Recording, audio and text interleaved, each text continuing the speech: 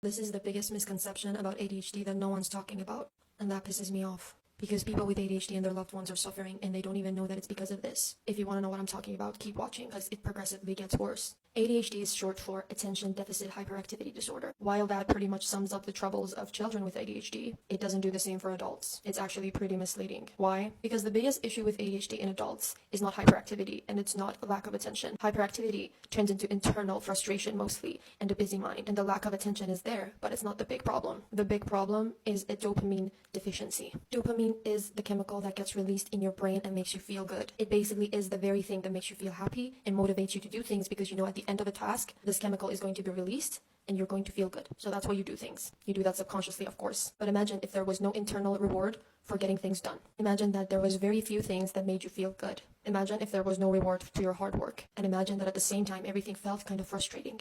That is the main issue with ADHD in adults. That is why people think people with ADHD don't try hard enough, or they're lazy, or they don't care. It's not that. It's just that our brains don't give us the reward that your brains give you when you do things. So it's that much harder for us to motivate ourselves and force ourselves into doing things. We can only do things that we truly care about, because if we don't care about the thing that we're doing right now, then we can't look forward to the dopamine release at the end, because it's not going to be there. And that is why ADHD medication are all stimulants. They stimulate your brain. They balance your dopamine deficiency. If you want to know more about that and more about medication and just overall how to live a better life with your ADHD step by step, check out my website.